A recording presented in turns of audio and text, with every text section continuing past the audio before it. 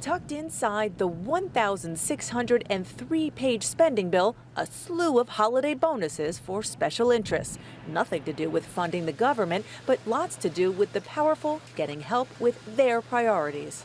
This is about juicing the bottom line for a handful of big banks and doing it at the expense of the American taxpayers. Many Democrats are up in arms about a provision that helps Wall Street, agreed to by their own Democratic negotiators, that repeals a key reform intended to protect consumers post-financial meltdown. This was an attempt to use what is viewed as a must-pass bill to give this huge gift to Wall Street. Democratic sources tell CNN they worry this opposition could take down the whole bill. And there's more. Slipped in way back on page 1,599, a change in campaign finance laws that allows wealthy donors to give $1.5 million to political parties every 2 years. The billionaire class can now put unlimited sums of money into electing candidates who represent their interest.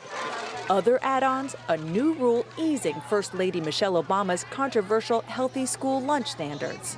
And a federal program that helps feed women and children can now call white potatoes a fresh vegetable. It just so happens that Congressman Mike Simpson, who comes from potato-producing Idaho, chairs the subcommittee in charge of that program. Plus, up in smoke, Washington, D.C.'s new recreational marijuana law. Congress is effectively blocking it.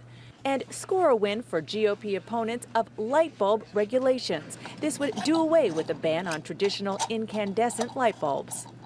When Republicans took control of the House, this kind of backroom dealing was supposed to stop. This is exactly the kind of Christmas tree bill throwing everything on that you campaigned on and you against. You promised not to do this. I understand all these provisions in this bill have been worked out in a bipartisan, bicameral fashion, or they wouldn't be in the bill. Things like taking the sage grouse bird off the endangered species list. Now, it is true that everything extraneous was agreed on by negotiators in both parties. Many Democrats see this as their last chance to set their priorities before Republicans take full control of Congress in January. But, Wolf, there is a lot of Democratic frustration. They're scrambling to have a meeting tonight. There's also conservative opposition for other reasons. So there is a chance that this might go down tomorrow. If that happens, don't expect a government shutdown. They'll pass a short-term spending bill to keep the government running.